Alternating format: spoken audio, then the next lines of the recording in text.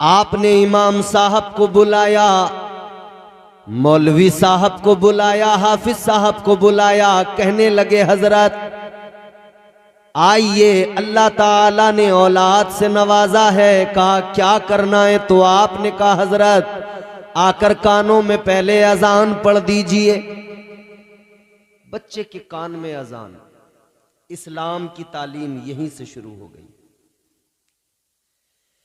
ताजदारे Medina वाली कायनात मुस्तफा जाने रहमत के प्यारे दीवानों, गौर करो, अभी दुनिया में आया है, दुनिया में अल्लाह ने अभी एक बच्चे को भेजा है, अभी उसने आंखें खोली हैं, लेकिन सबसे पहले उसके कान में अजान पढ़कर उसे मिजाज दिया गया, उसे फिक्र दी गई, बताया गया है दुनिया में आने वाले तुझे तेरे बारे में बाद में बताया जाएगा, ए दुनिया में आने वाले तुझे तेरी शनाख्त बाद में कराई जाएगी, ए दुनिया में आने वाले तुझे तेरी पहचान बाद में कराई जाएगी।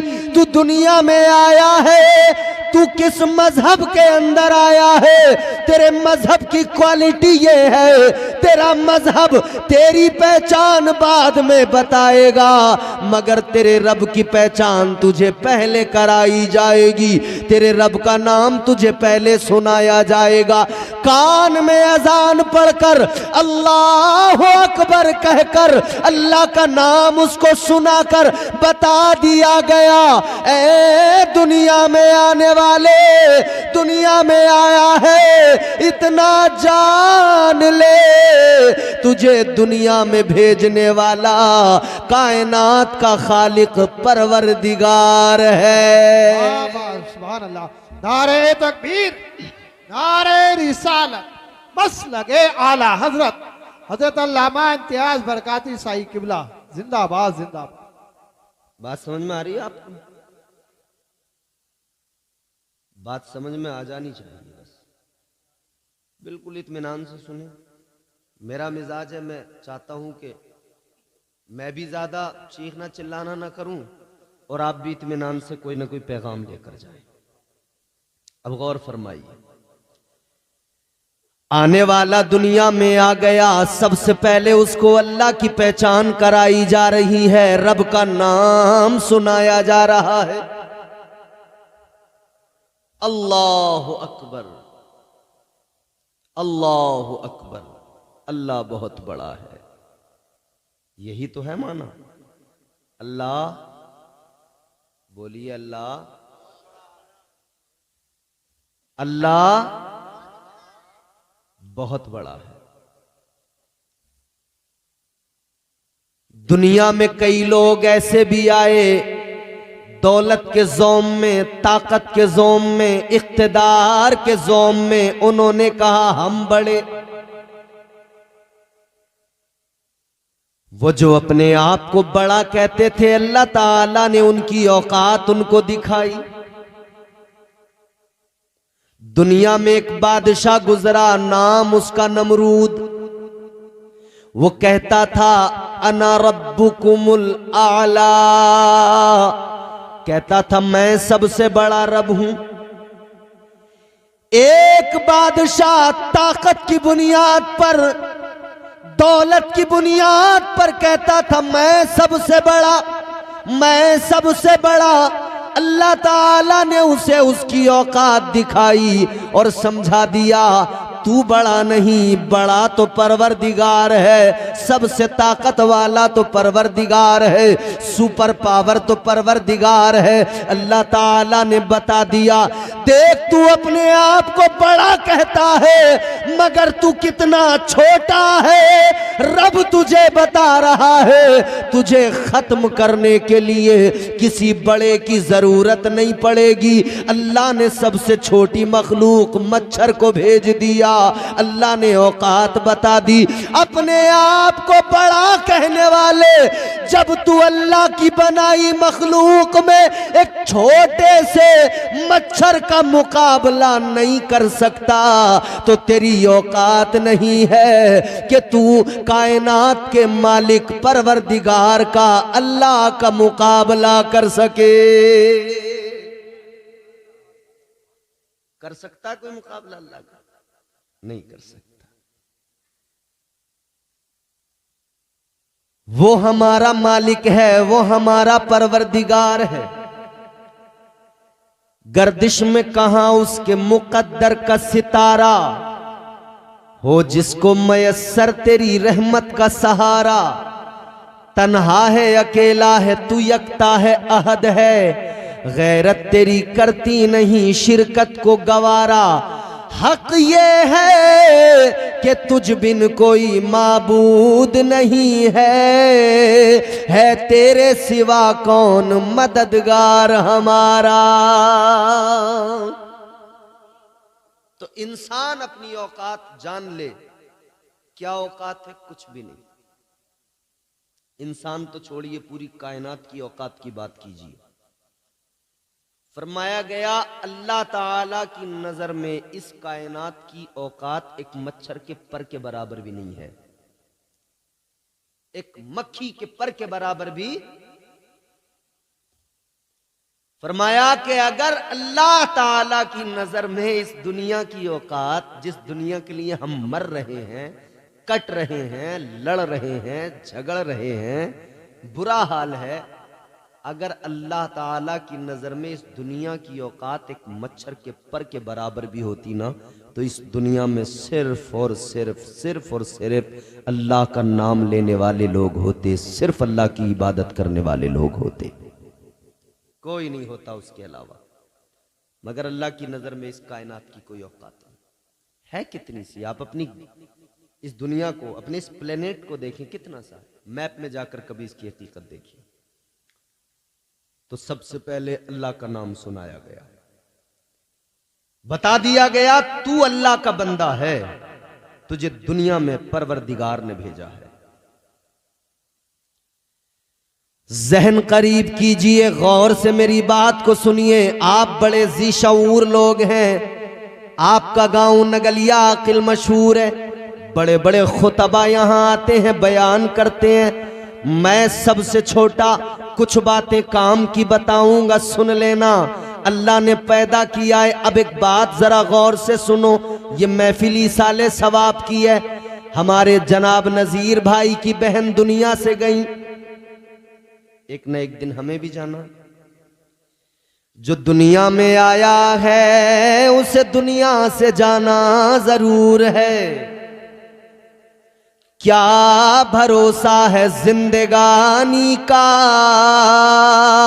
आदमी बुलबुला है पानी का। कर ले जो करना है आखिर मौत है, कर ले जो करना है आखिर मौत है। एक दिन मरना है आखिर मौत है। ए दुनिया में आने वाले, तू दुनिया में आ गया, तेरे कान में अजान तो हो गई, मगर याद रखना मिजाज ये भी दिया जा रहा है, अजान होने के बाद में फिर जमात होती है, और जमात और अजान के दरमियान एक थोड़ा सा वक्फा होता है। वो 15 मिनट 20 मिनट का भी हो सकता है, वो आधा घंटे का भी हो सकता है। मिजाज दिया गया, ए दुनिया में आने वाले, अजान के बाद में जिस तरह नमाज के लिए वक्फा होता है, इसी तरह तेरे कान में अजान से लेकर तेरी जमात तक एक थोड़ा सा वक्फा है। उसी का नाम जिंदगी है, उसी का नाम जिंदगी है। इस वक्फे के अंदर जो तुझे करना है कर ले। अजान हो गई मगर तैयार रहना, जमात का वक्त करीब है, वो वक्त दूर नहीं। तू मैयत की शक्ल में एक चारपाई, एक मसहरी पे लेटा होगा। तेरे मैयत को आगे रखकर लोग जमात कायम करेंगे, नमाजे जनाजा पढ़ेंगे। ये वक्फा है छोटा सा। अच्छा, जब अजान हो जाती है जनाब, और जमात तक का जो वक्त रहता है, आपने सुन्नत पढ़ ली, मान लीजिए आप जोहर की नमाज में गए, फजर की नमाज में गए, फजर में पहुंचे, आपने पहले 2 सुन्नत पढ़ ली। अब 15 मिनट का 20 मिनट का जो वक्फा था, आप उस वक्फे में क्या करते हैं? मस्जिद में बैठकर आप उस वक्फे में क्रिकेट खेलते हैं, वॉलीबॉल खेलते हैं, फुटबॉल खेलते हैं, बैडमिंटन खेलते हैं, क्या करते हैं उतनी देर में? कोई तस्बीह पढ़ने में लगा है, कोई अल्लाह का जिक्र करने में लगा है, कोई कुरान की तिलावत करने में लगा है। अरे कितने बड़े नादान हैं हम। हर रोज मस्जिद में जाकर सबक सीखते हैं कि अजान से लेकर जमात तक जो काम है वो जिक्र व अस्कार का, तिलावत का काम है। मस्जिद में बराबर करते हैं, मगर जिंदगी की अजान से लेकर जिंदगी की जमात जो मौत के साथ होगी, इस वक्फे के अंदर हम जिक्र व अस्कार भूल कर खेल तमाशे नाच गानों में लग जाते हैं। कितनी अजीब बात है। फजर में मस्जिद में जा रहे हैं, तब हमें मालूम है कि अजान से जमात तक करना क्या है, मगर जिंदगी की पहली अजान से और मौत के साथ होने वाली जमात तक इस वक्फे में भी हमें जिक्र ही करना था, इबादतें ही करनी थी, अल्लाह को राजी ही करना था, मगर हमने वो नहीं किया। हम तो खेल तमाशों में लग गए। अलग अलग तरीकों से आदमी अपना दिल बहलाना चाहता है। कोई मोबाइल में अपना घंटों का वक्त बर्बाद करके अपना दिल बहलाना चाहता है और बहलाने की कोशिश कर रहा है। कोई क्रिकेट खेल के अपना दिल बहलाना चाहता है, कोई क्रिकेट में दिल बहला रहा है, कोई लूडो खेल कर अपना दिल बहलाने की कोशिश कर रहा है, कोई बैडमिंटन खेल कर अपना दिल बहलाने की कोशिश कर रहा है, कोई गिल्ली टोल खेल कर अपना दिल बहलाने की कोशिश कर रहा है। दिल बहलाने की कोशिशों में लोग इतना आगे बढ़े कि लोग दिल बहलाने के लिए शराबें पीने लगे, दिल बहलाने के लिए अय्याशियां करने लगे, दिल बहलाने के लिए बदमाशियां करने लगे, दिल बहलाने के लिए चोरियां करने लगे, दिल बहलाने के लिए बदकारियां करने लगे। याद रखो मेरे अजीजों, बदकारियां करके दिल बहलाने की कोशिश न करो, शराबें पीकर दिल बहलाने की कोशिश न करो। दिल बहलाना है तो ऐसे बहलाओ कि दिल इधर भी बहल जाए और जब कब्र में जाओ कब्र में भी दिल बहल जाए। आखिरत में जब परवाना जन्नत मिले उधर जन्नत की बहारों को देखकर दिल बहल जाए। इसके लिए शराबों से दूर होना पड़ेगा, बदकारियों से दूर होना पड़ेगा, गीबत चोरी को छोड़ना पड़ेगा, जुल्म सितम को, ज्यादतियों को, हसद को छोड़ना पड़ेगा। दिल बहलाना है तो अल्लाह का जिक्र करो, दिल बहल जाएगा। दिल बहलाना है तो कुरान की तिलावत करो, अल्लाह की कसम दिल बहल जाएगा।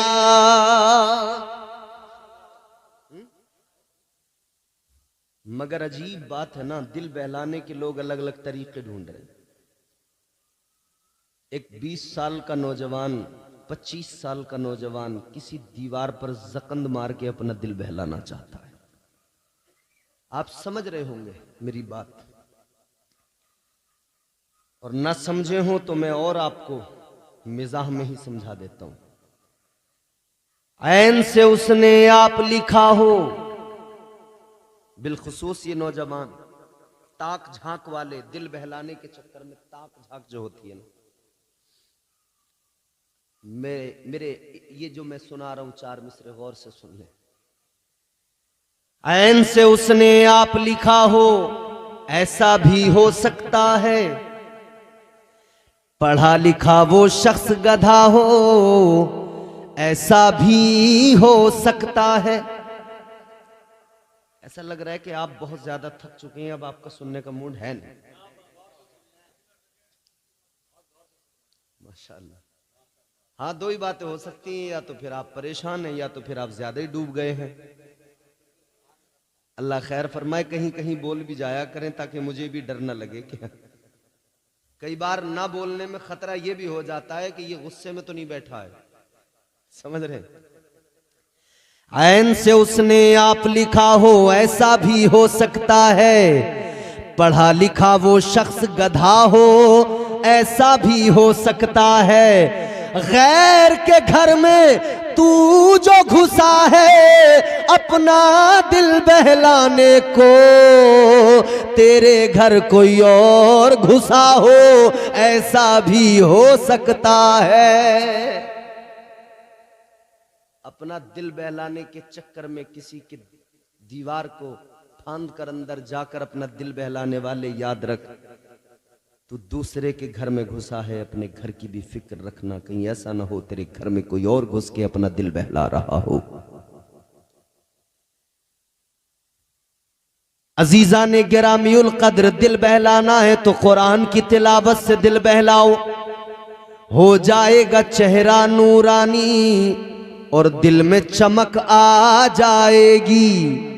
हो जाएगा चेहरा नूरानी और दिल में चमक आ जाएगी।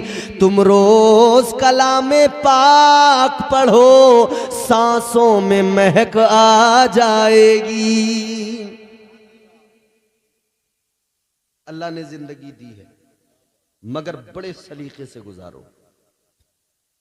अच्छा, अल्लाह ने पैदा भी किया है, मौत भी वही देता है उसके हुक्म से। जिसका वक्त हो गया उसे दुनिया से चले जाना है। हमारे दिल के अंदर बड़ी ख्वाहिशें होती हैं, वो जिसका इंतकाल हो गया है, कहीं भी किसी भी जगह पर कोई भी शख्स जो दुनिया से जाता है उसके दिल में भी बड़ी ख्वाहिशें थी, मैं दुनिया में ऐसा करूं, वैसा करूं, ये करूं, वो करूं। ख्वाहिशें कभी तकमील उनकी मुकम्मल होती नहीं, खत्म ही नहीं होती, बढ़ती रहती हैं, बढ़ती रहती हैं। मगर एक दिन मौत आ जाती है। सोचने वाली बात यह है, मौत आती क्यों है, बंदा मरता क्यों है, क्या है फलसफा मौत का। हजरत मूसा अलैहिस्सलाम अल्लाह के पैगंबर हैं। अल्लाह की बारगाह में उन्होंने सवाल किया था।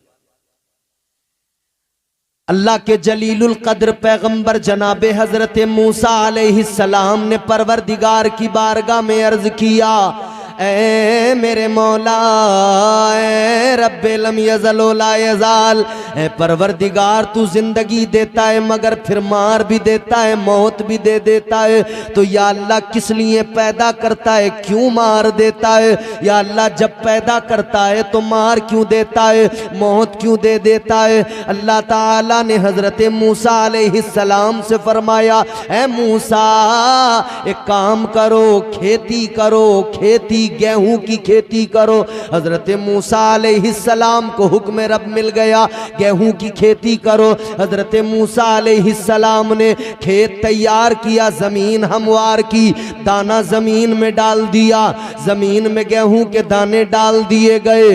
अब उसका ख्याल रख रहे हैं, उस दाने से एक छोटा सा पौधा निकल के आया, वो पौधा धीरे धीरे बड़ा होने लगा। हजरत मूसा अलैहिस्सलाम पानी भी देते हैं, ख्याल भी रखते हैं, वो पौधा धीरे धीरे बड़ा हुआ, लहलहाने लगा, फिर वो हवाओं की सरगम पे नाचने लगा, और बड़ा हुआ, अपने शबाब को पहुंच गया, और बड़ा हुआ, उस पर बालियां आ गई, और बड़े हुए वो पौधे। उन बालियों में फिर क्या हुआ, अल्लाह ने दाना डाल दिया, बालियों के अंदर दाना, एक दाने में एक दरख्त निकला, एक पौधा निकला, लेकिन उस पर अल्लाह ने कई बालियां लगाई, एक एक बाली के अंदर कई कई दाने आए। अजीजाने गिरामीउल कद्र गौर से सुनो मेरी बात, बालियों में दाने आ गए, फसल बिल्कुल तैयार हो गई, फसल बिल्कुल पक गई। हजरत मूसा अलैहिस्सलाम ने अब फसल को काट लिया, गेहूं काट लिए, काटने के बाद में गेहूं अलग कर दिया, भूसा अलग कर दिया। अल्लाह ताला ने फरमाया, ऐ मूसा मैंने तुम्हें खेती करने का हुक्म दिया था, मैंने तुम्हें फसल उगाने का हुक्म दिया था, तुम्हें ये कहां से दिमाग में बात आई कि तुमने इसको काट भी दिया, दाना और भूसा दोनों अलग कर दिए। अर्ज करने लगे, मौला ऐ मेरे परवरदिगार, जब तक ये पौधा छोटा था तब तक मैंने इसको नहीं काटा, ये जवान हुआ, शबाब पे आया, मौला मैंने इसको नहीं काटा, लेकिन या अल्लाह फिर एक वक्त वो आ गया कि जरूरी हो गया, दाना अलग कर दिया जाए, भूसा अलग कर दिया जाए। ए अल्लाह, अगर मैं दाना और भूसा अलग न करता तो फिर नतीजा ये निकलता, अगर मैं फसल न काटता सारी फसल सूख जाती, दाना भी सूख कर खत्म हो जाता। आगे ये अगर बारिश हो जाती तो दाना गलकर सड़ जाता, खराब हो जाता, न भूसा रहता न दाना रहता, सारी फसल खराब हो जाती। अल्लाह ने फरमाया मूसा ये बताओ, ये सोच, ये इल्म कहां से आया, ये ख्याल कैसे आया, ये फिक्र कहां से मिली। अर्ज करने लगे मौला तू मेरा मालिक है, तू परवरदिगार है, या अल्लाह ये अक्ल तूने अता फरमाई, सोचने समझने का मादा तूने अता फरमाया। ऐ परवरदिगार ये समझ तूने अता की, ये फहम फरासत तूने अता की। अल्लाह ने फरमाया ऐ मूसा मेरी अता करदा फहम फरासत की बुनियाद पर तुम इतना जान गए कि जब वक्त आए तो दाना और भूसा अलग कर देना चाहिए। तो मैं तो तुम्हारा रब हूं, मैं तो कायनात का खालिक हूं, मैं तो सबसे बड़ी ताकत हूं, मैं तो सुपर पावर हूं। ऐ मूसा तो फिर मैं भी तो जानता हूं कि कब जिस्म के भूसे को रूह के दाने को अलग करना है। वक्त आता है मूसा, मैं जिनको दुनिया में भेजता हूं वो अपने शबाब को पहुंचते हैं, लेकिन मूसा फिर वक्त आता है मैं जिस्म को रूह से अलग कर देता हूं। जिस्म मिट्टी का है, मिट्टी के अंदर दबा दिया जाता है, वो भूसा ही बन जाता है, मिट्टी में मिलकर मिट्टी बन जाता है। अल्लाह फरमाता है ये तुम्हारे परवरदिगार की हिकमत है, ये तुम्हारे रब की कुदरत है। वक्त आने पर जिस तरह तुम बालियों से दाना भूसा अलग करते हो, उसी तरह तुम्हारा रब जिस्म से रूह को और जिस्म को अलग कर दिया करता है। एक वक्त है, मगर जब तक ये जिस्म और जान एक साथ है, ये अलग नहीं हुए हैं, तब तक हमारी जिम्मेदारी है कि हमारा मजहब, हमारा दीन हमें जो सिखा रहा है वो सीखें, जिस पर अमल करने का हुक्म दिया जा रहा है उस पर अमल करें। मुख्तसर है जिंदगी करीने से गुजारो, जिंदगी इतने करीने से गुजारी जाए, जिंदगी इतने सलीके से गुजारी जाए। भाई मुख्तसर सी जिंदगी है, बहुत होशियार रहना है।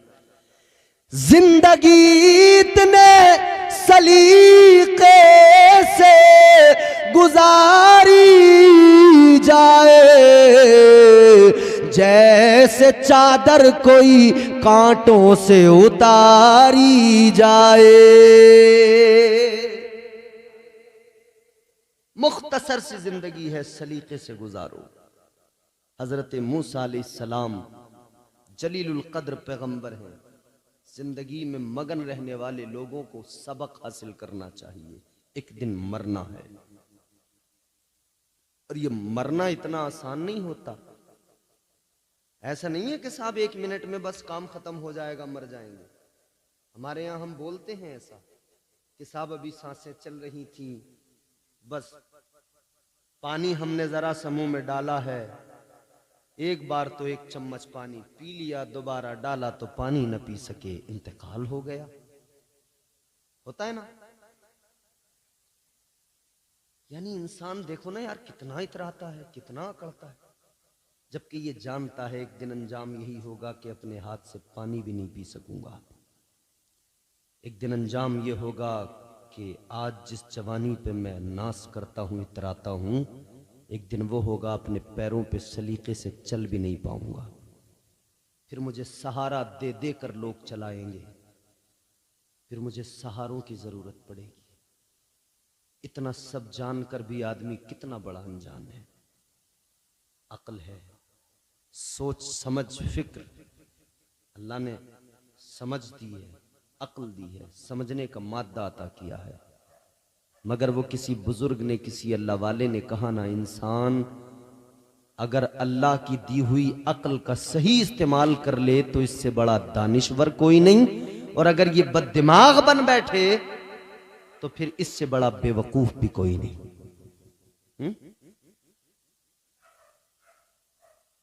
मैं 12 सुनाता हूं। अल्लाह ने जिंदगी दी है, मौका दिया है, उसका शुक्र अदा करते हुए जिंदगी गुजारो और रब को राजी करो, अपने रब की पहचान करो। रब हम पर बड़े एहसान फरमाता है। बेवकूफ ना बने, अक्लमंद बने। अल्लाह बड़ा प्यार करता है। कितना फरमाया गया, अल्लाह ताला अपने बंदों से 70 माओं से ज्यादा मोहब्बत फरमाता है। कितनी? ए बेटा, अपनी अम्मा से मोहब्बत करते हो? तुम्हारी अम्मा तुमसे ज्यादा तुमसे मोहब्बत करती है। इतनी करती हैं कि तुम उसका हक अदा नहीं कर सकते। मगर जितनी तुम्हारी अम्मा, हमारी माएं हमसे मोहब्बत करती हैं ना, ये क्या, ऐसी 70 माओं की मोहब्बत मेरा परवरदिगार अपने बंदे से फरमाता है।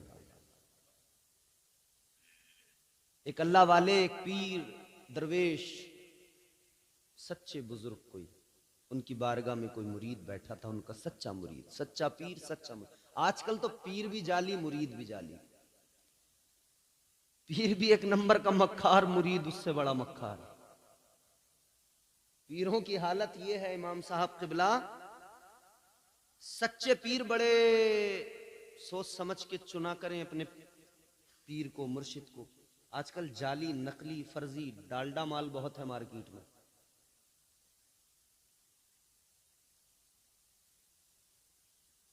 ऐसे ऐसे पीर मिलेंगे कि दिन भर अपना तमाम अच्छा हट्टा कट्टा मोटा ताजा होगा, चलता फिरता रहेगा, खाता पीता रहेगा, और नमाज की बात आएगी तो नमाज एक वक्त की नहीं पड़ेगा।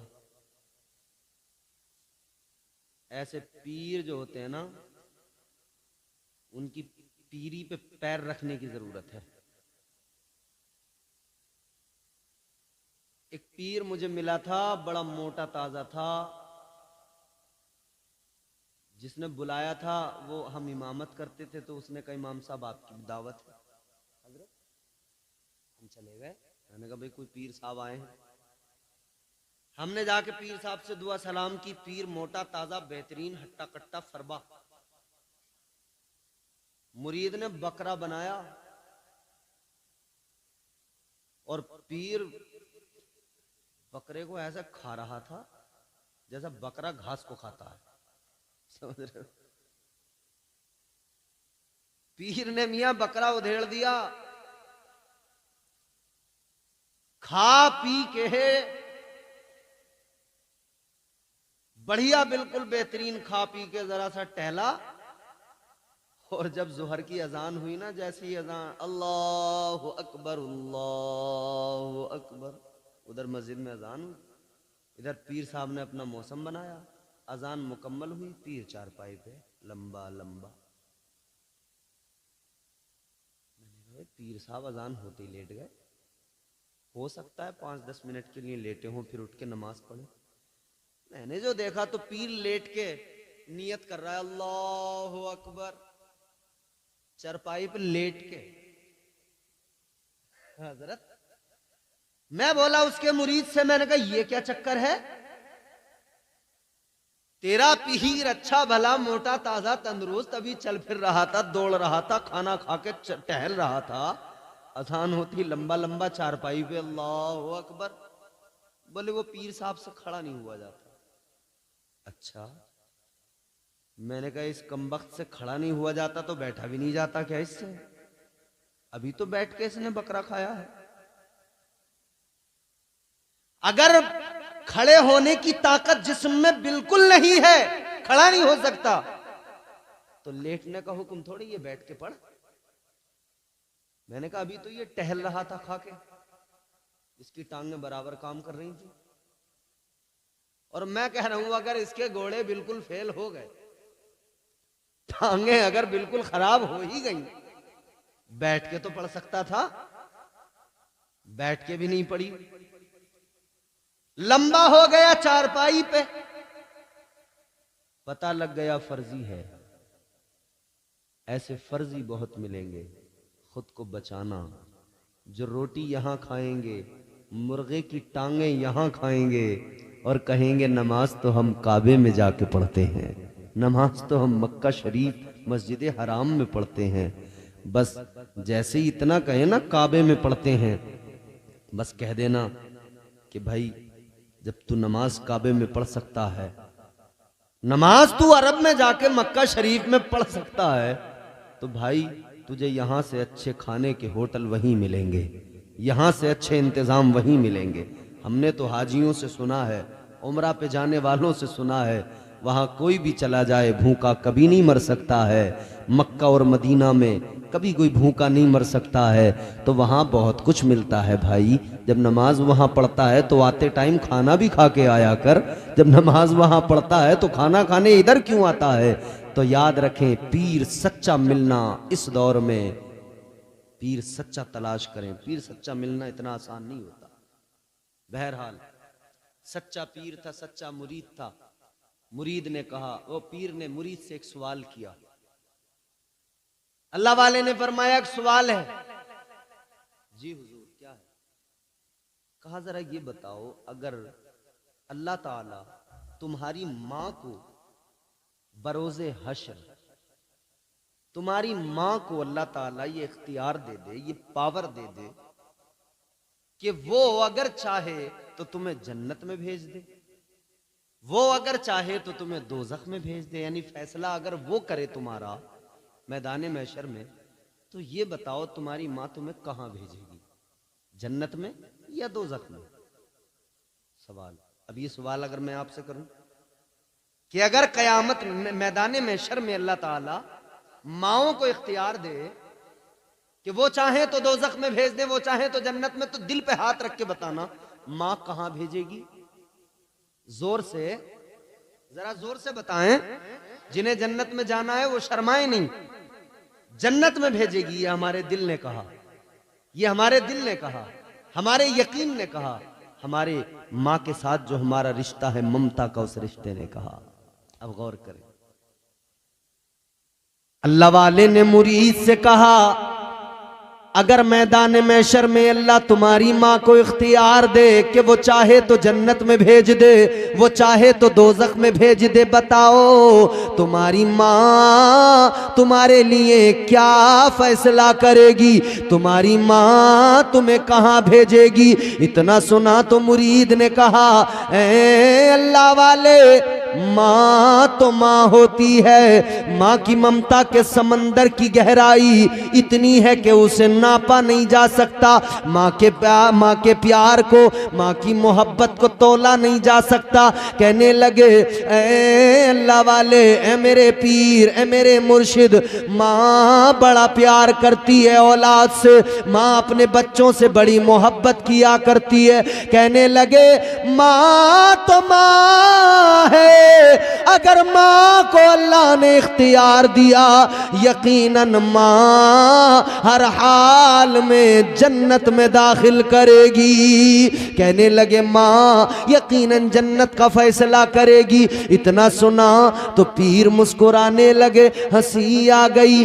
फिर जरा देखा तो गमगीन हो गए, आंखों में आंसू भी आ गए। मुरीद ने कहा, हुजूर मामला क्या है? अभी पहले आप मुस्कुराए, अब आपकी आंखों में आंसू आ गए, अब आपकी आंखें अश्कबार हो गई। मेरी तरफ देखकर ये जुमला गौर से सुन लेना।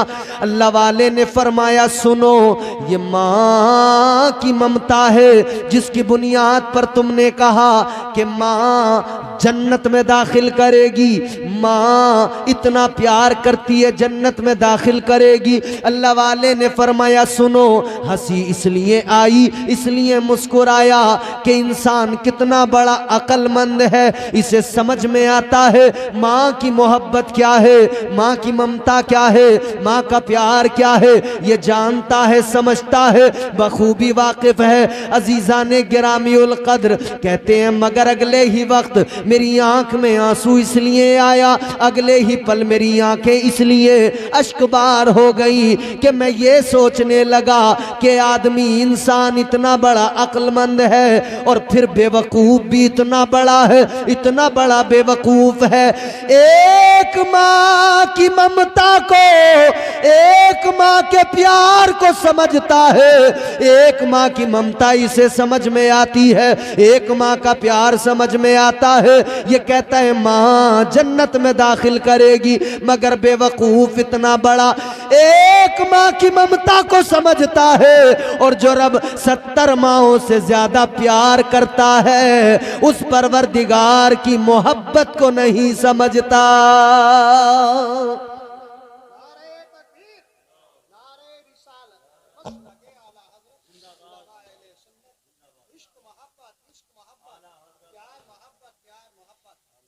एक माँ की मोहब्बत को बंदा समझ रहा है, उस पर एतमाद है, भरोसा है कि मेरी माँ मुझे जन्नत में भेजेगी।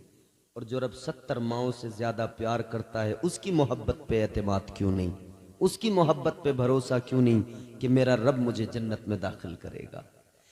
याद रखना अजीजो, अल्लाह ताला ने कुरान मजीद में ऐलान फरमा दिया, मा यफ़अलुल्लाहु बिअज़ाबिकुम लइन शकरतुम व आमनतुम व कानल्लाहु शाकिरन अलीमा। अल्लाह का कुरान कहता है, ए बंदो, अल्लाह ताला तो तुम्हें जन्नत में दाखिल करना चाहता है, अल्लाह तो तुम्हें अजाब से बचाना चाहता है।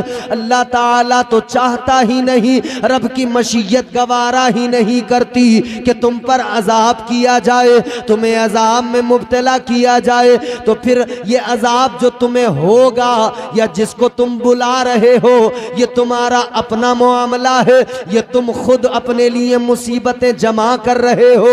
अल्लाह का कुरान कहता है, वमा असाबकुम मिन मुसीबतिन फबिमा कसबत अयदीकुम व यअफू अन कसीर। अल्लाह ताला का कुरान कहता है, ये जो तुम पर मुसीबतें आती है ये वो हैं जो तुमने अपने हाथों से कमाया है। तुम खुद अपने लिए मुसीबतें तैयार करते हो, तुम खुद अपने लिए मुसीबतें जमा करते हो। अल्लाह ताला की मोहब्बत को समझ लो और जिंदगी करीने से, कायदे से, सलीके से गुजार लो तो अल्लाह की मोहब्बत का ये आलम है। परवरदिगार तो अपने बंदों को जन्नत में दाखिल करना चाहता है, अपने आप को जरा संवारने की जरूरत है। याद रखना, दुनिया भी संवर जाएगी, आखिरत भी संवर जाएगी, कब्र भी जन्नत का बाग बन जाएगी।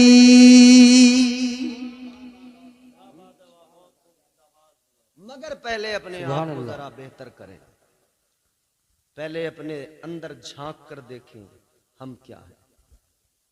हर इंसान मगरूर है, हर इंसान में अनानियत है। शराब आम हो गई, जुआ आम हो गया, नशा आम हो गया। 18-18 साल के, 20-20 साल के जवान लड़के आज शराब पीने लगे बियर के नाम पर। नगलिया आकिल वालों, आपके यहां से भी कितने लोग हैं, कोई पंजाब में रहता है, कोई दिल्ली में रहता है, कोई बिहार में रहता है, कोई उड़ीसा में रहता है, कोई मुंबई में रहता है। माँ बाप भेजते हैं किस लिए कि ये जाएगा, कमाएगा, हमारा सहारा बनेगा। कितने ऐसे जिन्हें बुरी सोहबतों ने तबाह कर दिया, बर्बाद कर दिया। घर से कमाने के लिए गए थे, शराबी बन के लौटे। घर से कमाने के लिए गए थे, शराबी बन के लौटे, जुआरी बन के लौटे, नशेड़ी बन के लौटे। गलत सोहबतों ने बर्बाद कर दिया, तालीम की कमी ने बर्बाद कर दिया, फिक्र बेदार न हो सकी, शऊर बेदार न हो सका, गलत संगतों ने बर्बाद कर दिया। अच्छा, ये दोस्ती का जो चक्कर है ना, ये भी बड़ा खतरनाक है। 25 साल तक ये दोस्त पीछा नहीं छोड़ते। दोस्ती के स्टेटस लग रहे हैं मोबाइलों में, दोस्त के लिए जान दे देंगे, दोस्त अगर आधी रात पुकारे चले जाएंगे, और होता भी है। दोस्त के पास बुलेट है ना, किसी दोस्त के पास अगर बुलेट है दूर दूर भी, तो फिर आने दो कोई शादी अपनी रिश्तेदारी में, दोस्त की बुलेट लेके फिर जाएंगे। देखो, दोस्त की बुलेट है और उड़ना इनका देखो, ये उड़े उड़े फिर रहे हैं, पल्सर मांग के लाए हैं, मगर उड़ना इनका देखो, अपने आप को रामपुर का नवाब समझ रहे हैं।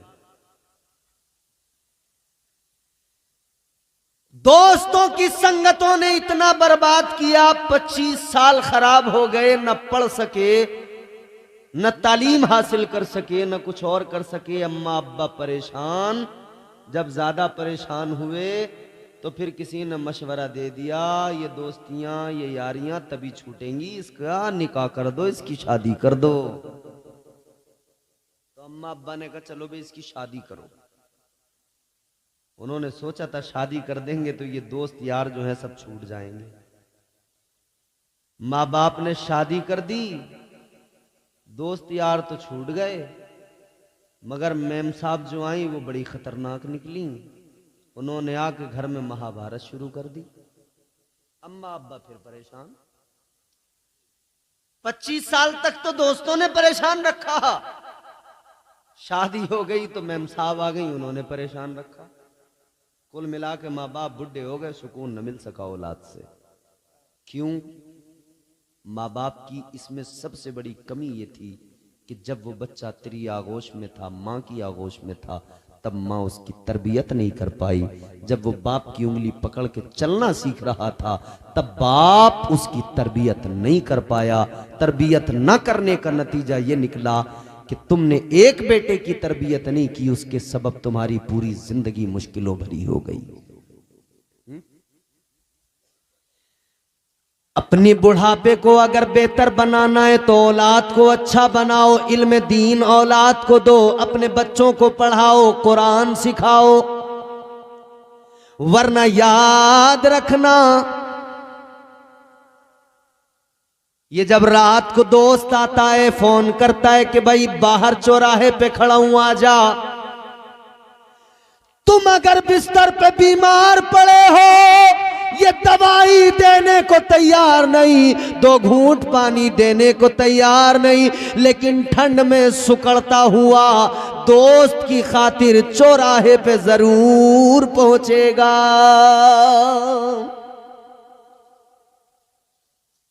ये दोस्तियां, ये संगतें, इन्होंने किसी को शराबी बनाया, किसी को कबाबी बनाया। अब आप कहोगे कि साहब दोस्ती करनी नहीं चाहिए। हाँ, करनी चाहिए। मैं मना कब करता हूं? नहीं करनी चाहिए। दोस्ती करनी चाहिए, मगर किससे, ये बात काबिले गौर है। लुच्चे लफंगों से कभी दोस्ती न करना, लफंडरों से कभी यारी न करना, नाचने गाने वालों से, म्यूजिक पे थिरकने वालों से कभी ये दोस्ती न करना, यारी न करना। ऐ मेरे प्यारो, अगर तुम्हें दोस्ती करने का शौक है, अगर तुम्हें दोस्ती करने में ज्यादा इंटरेस्ट और लगाव है, तो अपनी मस्जिद के इमाम से दोस्ती कर लो, अपनी बस्ती के हाफिज़े कुरान से दोस्ती कर लो। ये दोस्ती जो तुम इमाम से करोगे, आलिम से करोगे, हाफिज से करोगे, कारी से करोगे, ये दोस्ती इतनी काम की होगी, जब भी तुम अपने दोस्त के पास यानी हाफिज़े कुरान के पास आके बैठोगे, वो तुम्हें कभी ना कभी कुरान की तिलावत करता मिलेगा, वो तुम्हें कुरान की आयतें सुनाएगा। तुम किसी आलिम से दोस्ती करोगे, वो तुम्हें अल्लाह के नबी की हदीसें सुनाएगा, वो तुम्हें कुरान की आयतों के मफहूम सुनाएगा। ए दोस्ती करने वालों, उलमा से दोस्ती करो। उलमा की दोस्ती तुम्हारी दुनिया को बेहतर बनाएगी, तुम्हें आखिरत की तैयारियां सिखाएगी। तो अक्लमंद आदमी वो होता है जो अपने दोस्त को सोच समझ कर चुने और ऐसा दोस्त चुने जो उसके काम आए, जो उसे फायदे की बात बताए। कौन बताएगा फायदे की बात? ये उलमा बताएंगे जिनके सीने में इल्म कुरान है, मुस्तफ़ा जान रहमत की तालीमात जिनके सीने में है। ये मेरे हुजूर की तालीमात ही इंसान को उसके मनसब तक और उसके और इंसान कोई ऐसा नहीं है कि इंसान का मनसब ये है, इंसान का ओहदा ये है कि अल्लाह ने इसे अशरफुल मखलूकात बनाया है। मगर मामला क्या है जानते हो ना, अल्लाह ने इसे साथ साथ आजमाइशों में भी डाला है। अल्लाह ताला ने इंसान को अशरफुल मखलूकात बनाया, मस्जूद मलाइक बनाया, मस्जूद मलाइका बनाया। मगर इसकी आजमाइश ये कि आजमाइशों में अल्लाह ने देखो कैसे डाला, दुनिया में भेजा ना तो अल्लाह ने नफ्स साथ रखा, शैतान भी बहकाने के लिए लगा हुआ है। अब यहां इम्तिहान है, यहां आजमाइश है, यहां आजमाइश है। ये अपने आप को बचाएगा या नहीं, अपने नफ्स पे कंट्रोल करेगा या नहीं। कहीं ऐसा तो नहीं कि दुनिया की रंगीनियों में गुम हो जाएगा, दुनिया की रानाइयों में खो जाएगा। और अल्लाह ने फिर देखो करम भी कितना किया, आजमाइश में भी डाला, आजमाइश में भी डाला। और करम कितना, अल्लाह ताला ने आजमाइश में डाला तो करम भी इतना फरमाया, तौबा का दरवाजा भी खोल दिया। ऐ बंदे, अगर शैतान के बहकाने पर तू बहक गया और गुनाह तूने कर लिया तो तौबा का दरवाजा खुला है, वापस आ जाना, तौबा कर लेना, रो के आंसू बहा देना, तेरा रब तेरे गुनाहों को मुआफ फरमा देगा। तू तौबा कर लेना, तौबा का दरवाजा खुला है। और देखो एक ये कर्म हुआ। अच्छा कर्म देखे, फिर अल्लाह ने अंबिया भेजे, रसूल भेजे, और फिर हम गुनहगारों के लिए अपना प्यारा महबूब भेज दिया, हिदायत के लिए, रहनुमाई के लिए। सबसे बड़ा करम अल्लाह का, सबसे बड़ा फजल, उसने अपना प्यारा महबूब भेज दिया। बंदो अब सुनो, मिजाज अल्लाह ताला ने दिया, फिक्र अल्लाह ने बेदार की। ऐ मेरे बंदो, शैतान बहकाएगा, तुम्हारा नफ्स भी बहकाएगा, मगर बहक न जाना। मेरे महबूब के दामन को पकड़ लेना, मेरे महबूब की तालीमात पर अमल कर लेना, मेरे महबूब की सीरत पर अमल कर लेना। याद रखना, अगर तू मेरे महबूब का हो गया, अगर तू उनका गुलाम बन गया तो शैतान तेरा कुछ नहीं बिगाड़ पाएगा, कुछ नहीं बिगाड़। सुभान अल्लाह। अच्छा फिर देखें करम वाला है करम। फिर अल्लाह ने सहाबा की जमात, ताबईन की जमात, तबे ताबईन की जमात, फिर अल्लाह ने औलिया की जमात। किस लिए? किस लिए? कि तुम्हारी जिंदगी बेहतर हो, तुम्हारी हिदायत होती रहे, तुम्हें नसीहतें मिलती रहें, तुम्हें तालीम मुस्तफ़ा से आरास्ता किया जाता रहे। अल्लाह ताला का फजल देखो, अल्लाह ताला ने प्यारा मजहब इस्लाम यानी प्यारा दीन अता फरमाया, अपना पसंद किया हुआ। बहुत काम के जुमले हैं, सुन लें।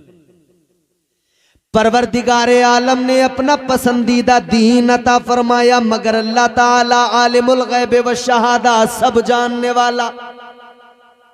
परवरदिगार को मालूम था शैतान बहकाएगा, ईमान पे डांका डालेगा, नफ्स बहकाएगा, और कई छोटे मोटे शैतान और इधर दुनिया में टहलते फिरेंगे, बर्तन उठा के वो भी बहकाएंगे। ईमान पे डाका डालने की कोशिश करेंगे। परवरदिगारे आलम ने करम ये फरमाया, अल्लाह ने दीन दिया, दीन पे कोई डाका न मार ले। अल्लाह ने दीन की हिफाजत के लिए जहां दीन दिया, दीन की हिफाजत के लिए मुहियुद्दीन दिया। अल्लाह ने अपना प्यारा दीन दिया, दीन की हिफाजत के लिए अजमेर में ख्वाजा मुईनुद्दीन दिया। अल्लाह ने दीन दिया, दीन की हिफाजत के लिए कुतुबुद्दीन दिया। अल्लाह ने दीन दिया, दीन की हिफाजत के लिए निजामुद्दीन दिया। अल्लाह ने दीन दिया, कोई हमारे दीन पे डाका न मार ले। अल्लाह ने ताजुद्दीन दिया, फरीदुद्दीन दिया, कोई हमारे दीनो ईमान पे डाका न मार ले। अल्लाह ने इसीलिए अलाउद्दीन दिया।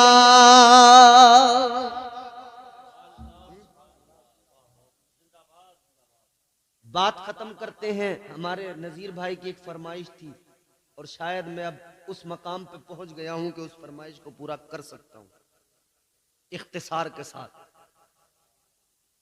अल्लाह ने ख्वाजा मोइनुद्दीन दिया। हिंदुस्तानियों, अपनी किस्मत पे नाज करो। हिंदुस्तान के, भारत के मुसलमानों, अपनी किस्मत पे नाज करो। दज्जाली मीडिया बार बार सवाल करता है, वंशज किसके वंशज हैं आप, किसके वंशज हैं आप, किसके वंशज हैं आप? बाबर के वंशज हैं, फलां के वंशज हैं। दज्जाली मीडिया हमारा, इस मीडिया ने तबाह कर दिया। मगर मैं ये कहना चाहता हूं, हमसे ये सवाल न करो हम किसके वंशज हैं। इतना जान लो, हम उसकी औलाद हैं जिसे अल्लाह ने जन्नत से भेजा जमीन पर, तो उसका पहला कदम हिंदुस्तान की सरजमीन पर रखा गया था।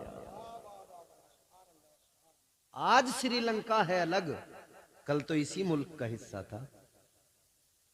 अच्छा, एक और अजीब तमाशा, हजरत, हम किसी बादशाह की कोई तरफदारी तो कर नहीं रहे हैं, मगर एक बात कहना चाहते हैं। बड़ी दिक्कत होती है, वहां से आए आक्रमण कर दिया, वहां से आए आक्रमण कर दिया। बाबर आया, उसने आक्रमण कर दिया। होता है नहीं, सुनते नहीं आप लोग? मोबाइल में आप सुनते रहते होंगे ऐसी न्यूज। बाबर ने आकर ये तोड़ दिया, वो तोड़ दिया, बाबर आया, बाबर आया, बाबर। अब कहां से आया? कहते हैं अफगानिस्तान से आया। अकल मारी गई, पत्थर अकल पे पड़ गए। अबे आज अफगानिस्तान अलग मुल्क है, कल तो हिंदुस्तान का हिस्सा था। कल अफगानिस्तान इसी मुल्क का हिस्सा था, तो अगर बाबर अफगानिस्तान से आया था तो दर हकीकत वो भारत का ही रहने वाला तो था, क्योंकि कल तो अफगानिस्तान भारत का हिस्सा था। खैर, हम फिर भी किसी की वकालत बादशाह की नहीं कर रहे, मगर हां, हम बाबर बादशाह की बादशाहत की बात नहीं करते, मगर हम ख्वाजा गरीब नवाज की हुकूमत की बात करते हैं। मेरे ख्वाजा की हुकूमत कल भी थी, आज भी है, और भारत पर गरीब नवाज की हुकूमत सुबह कयामत तक रहेगी।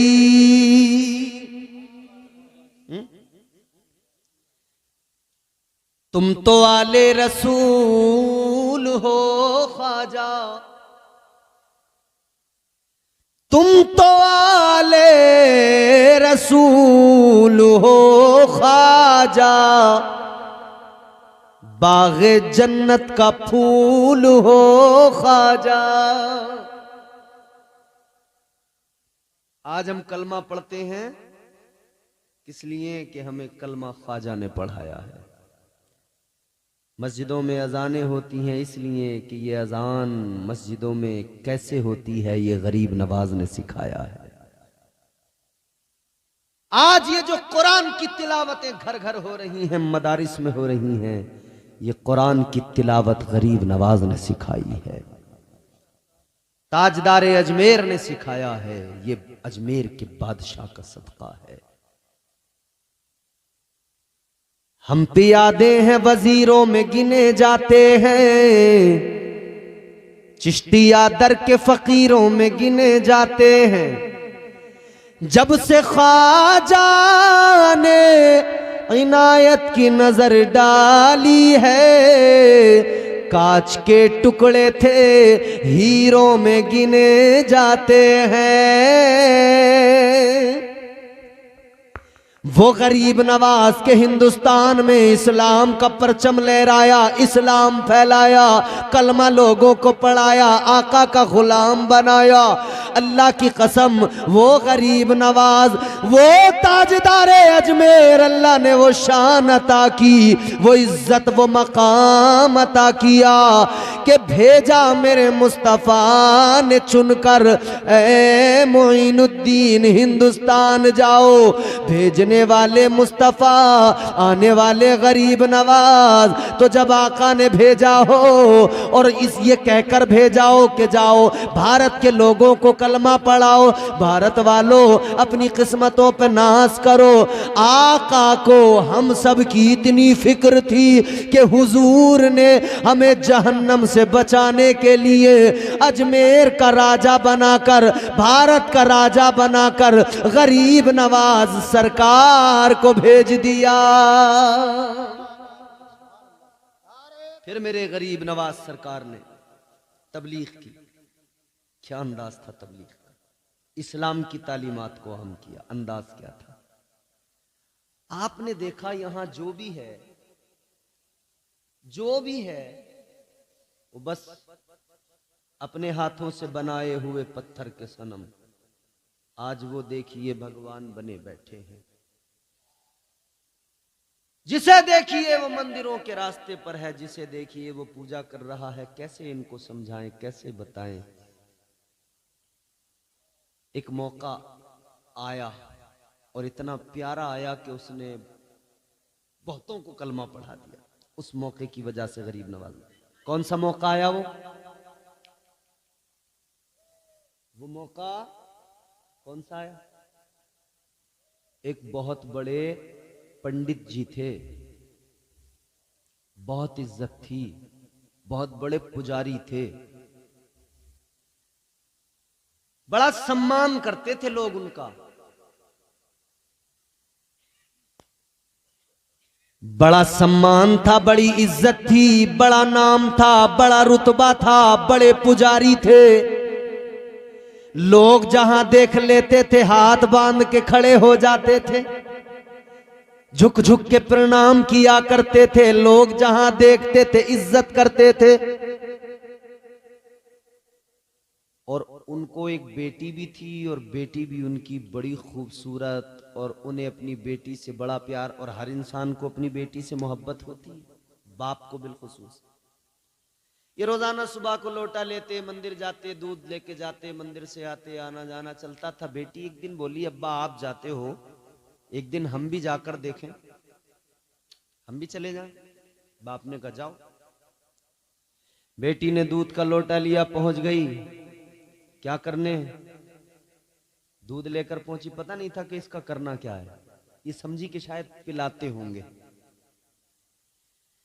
पहुंच गई मेरे अजीजों मंदिर के अंदर। इसने जो अपनी पूजा शुरू की, वो दूध का लोटा अपने भगवान के आगे किया, पत्थर की मूर्ति के आगे किया। कहा पी ले, पी ले, मेरा बाबा रोज लेके आता है, आज मैं लेके आई हूं। ले मेरे भगवान पी ले। मगर पत्थर में कैसे हरकत आए, कैसे पिए, ये बड़ी परेशान है। मेरा बाबा आता है तो रोज ये लोटा खाली वापस लेके जाता है।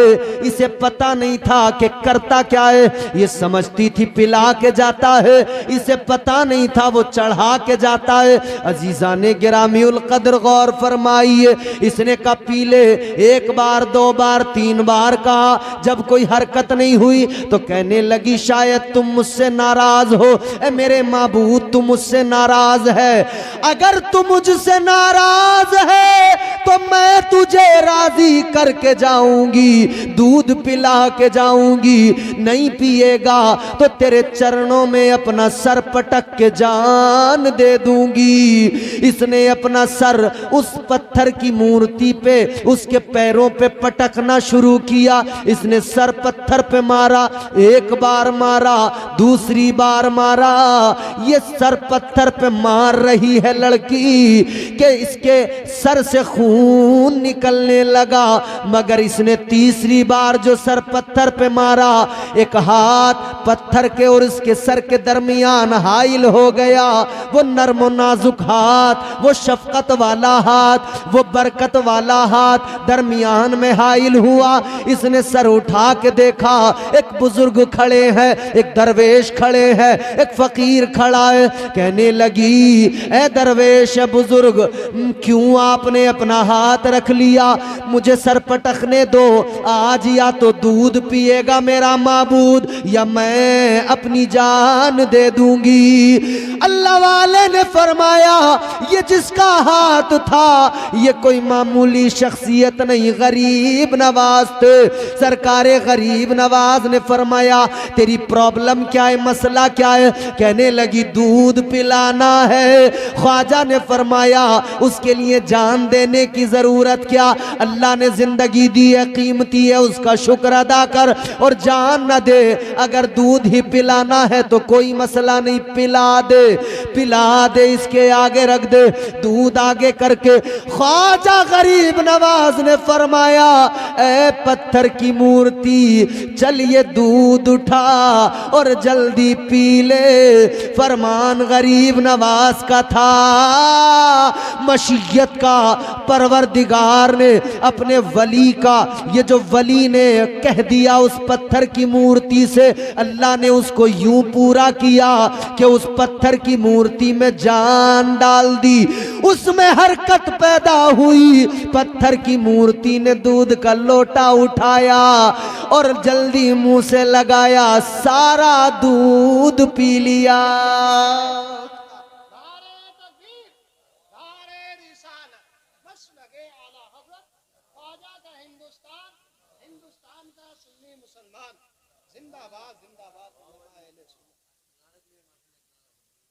सारा दूध पी लिया, लड़की खुश, लोटा उठाया, अपने घर की तरफ चली। गरीब नवाज भी अपना रास्ता पकड़ के चले, लेकिन सर से खून तो निकल चुका था। रास्ते में लोगों ने देखा सबसे बड़े पुजारी की बेटी सर से खून बह रहा है और जा रही है घर की तरफ, तो फिर कयास लगाने लगे। सोचा कि शायद इसके साथ कुछ बुरा हुआ है। फिर लोगों ने अपने कयास लगाए, शायद इसे किसी ने पकड़ लिया, शायद इसके साथ किसी ने कुछ गलत किया, शायद ये, शायद वो, शायद ये, शायद वो। ये इतना कयास लगाया लोगों ने, 1 से 2, 2 से 4, 4 से 6, ये भीड़ बनती गई। उसके पीछे पीछे उसके दरवाजे तक पहुंच गई। इधर लड़की घर के अंदर पहुंची, उधर ये लोग भी उसके साथ पहुंचे।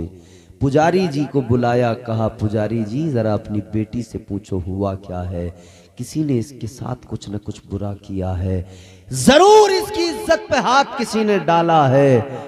पुजारी जी ने इतना सुना तो जिस्म कांप गया। बाप के लिए ये कितना सख्त मरहला होता है। जिस्म में कपकपी आ गई। बेटी से बोले बेटी ये जो लोग कह रहे हैं मामला क्या है, क्या तुझ पर किसी ने कोई तेरे साथ ज्यादती की?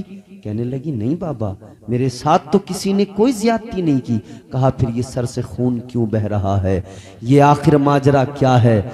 इसने फिर किस्सा सुनाया। कहने लगी बाबा मामला ये है, मैं दूध पिलाने के चक्कर में अपने माबूद को उसके चरणों में अपना सर पटक रही थी, इसलिए खून निकला है। तो कहा फिर मैं दूध पिला कर आई हूँ। लोगों ने इतना सुना, कहा अब तो बिल्कुल बात साफ हो गई, यकीनन कुछ न कुछ गलत हुआ है, यकीनन इसकी इज्जत के साथ खिलवाड़ हुआ है, क्योंकि ये जो कह रही है कि दूध पिला के आई हूं, हमारी इतनी उम्रें हो गई, हम भी रोज जाते हैं, कभी किसी पत्थर के माबूद ने दूध नहीं पिया है। अब तो बात इज्जत पे बनाई। बाप परेशान है, इज्जत है, वकार है, मगर एक लम्हे में इज्जत खतरे में पड़ गई। जब बेटी ने सारा मामला समझा तो फिर उसकी आंखों में आंसू आए, अपने बाप से कहने लगी, ए बाबा गलत न समझो, आपकी बेटी अभी भी उतनी ही पाकीज़ा है जितनी पाकीज़ा गई थी, ऐसा कोई मामला नहीं। तो कहा तू जो ये बात करती है कि दूध पिलाया है, ये कैसे हो सकता है, पत्थर तो कभी दूध नहीं पीते। कहा मैंने तो पिलाया है। तो कहा बेटी क्या तू फिर पिला देगी? कहाँ पिला दूंगी। तो लोग सारे कहने लगे चल जरा हमारे सामने पिला, अगर तूने हमारे सामने पिला दिया तो मान जाएंगे, मान लेंगे। ये आगे आगे दूध लेकर चली, पीछे पीछे सब लोग चले, वो पुजारी जी पंडित जी भी चले, पहुंच गए उसी मंदिर के अंदर। दूध का लोटा इसने आगे करा, आगे रखने के बाद में कहने लगी ए मेरे माबूद उठा ले पी ले, ये दूध तेरे लिए लाई हूं। मगर पत्थर तो पत्थर, कोई हरकत नहीं, हिला भी नहीं। लोगों ने देखा तो कहने लगे देखो हम ना कहते थे ये झूठ बोल रही है, झूठ सामने आ गया। इसने इतना सुना, परेशान हुई, जरा सी गुस्से में भी आ गई, कहने लगी ए मेरे पत्थर के माबूद सुन ले, बात मेरी इज्जत पे बनाई है, दूध लाई हूं पी ले, अगर ऐसे नहीं पिएगा तो जान ले उसी बाबा को बुला लूंगी, उसी फकीर को बुला लूंगी, फिर तुझे पीना पड़ेगा। इतना कहना था वली की शान, फिर अल्लाह ने जाहिर फरमाई, फिर पत्थर की मूर्ति में हरकत हुई, उसने फिर उठाया, फिर पीना शुरू कर दिया, फिर सारा पी लिया। लोगों की आंखें फटी रह गई, ये क्या मामला, हैरान हो गए, कहने लगे अब हमें पता चल गया जिसको हम माबूद समझते हैं वो ताकतवर नहीं, ताकतवर तो वो फकीर है, वो दरवेश है, वो ज्यादा इबादत का मुस्तहिक है कि जिसने इसको अपने काबू में कर लिया और ये उसके नाम से हरकत करने लगा। कहने लगे बेटी जरा उसका पता बता, कहती है पता तो नहीं मालूम, लेकिन इतना जानती हूं इधर जाते देखा है। एक समत बताई, सारे लोग उधर गए, आगे गए तो क्या देखा, गरीब नवाज नजर आ गए, सरकारे गरीब नवाज इनको मिल गए। ये सारे पहुंचे, कहने लगे बाबा हम जान गए, हम जिसे माबूद मानते हैं वो माबूद नहीं है, आप हमारे माबूद हो, आप हमारे खुदा हो। सरकारे गरीब नवाज ने फरमाया सुनो, न वो पत्थर के माबूद तुम्हारे खुदा है, न मैं खुदा हूं, खुदा तो वो है जिसने मुझे भी पैदा किया है और पत्थरों को भी उसी ने पैदा किया है। सुभान अल्लाह, जिंदाबाद जिंदाबाद। मेरे गरीब नवाज ने फरमाया इबादत उसी का, वही इबादत का मुस्तहिक है। तुम्हें अगर सर झुकाना है तो पत्थर के खुदाओं के आगे सर न झुकाओ, परवरदिगार खालिक़े कायनात की बारगाह में सर झुकाओ। इस्लाम ये है, इस तरह से आया है इस्लाम, प्यारा मजहब, सुथरा मजहब, सच्चा मजहब। इन्नद्दीन इंदल्लाहिल इस्लाम, ये प्यारा मजहब है, अल्लाह का पसंदीदा, अल्लाह का चुना हुआ। दोस्त कोई तोहफा दे तो दोस्त उसको संभाल के रखता है, उसकी हिफाजत करता है। ये मजहब तो अल्लाह ने दिया है, अल्लाह का दिया हुआ तोहफा है। हर बंदे को चाहिए कि अल्लाह के दिए हुए तोहफे की हिफाजत करे, इस तोहफे की हिफाजत करें। अल्लाह अमल की तौफीक दे, इस महफिल को अल्लाह कबूल फरमाए। मरहुमा के दर्जात परवरदिगार बुलंद फरमाए। दौरान गुफ्तगू जो गलतियाँ हुई हो अल्लाह मुआफ़ फरमाए। अस्तग़फिरुल्लाह रब्बी मिन कुल्लि ज़ंबिन व अतूबु इलैह। कलमा शरीफ पढ़ें, ला इलाहा इल्लल्लाहु मुहम्मदुर रसूलुल्लाह सल्लल्लाहु अलैहि वसल्लम व मा अलैना इल्लल बलाग। अस्सलामु अलैकुम। बैठे शरीफ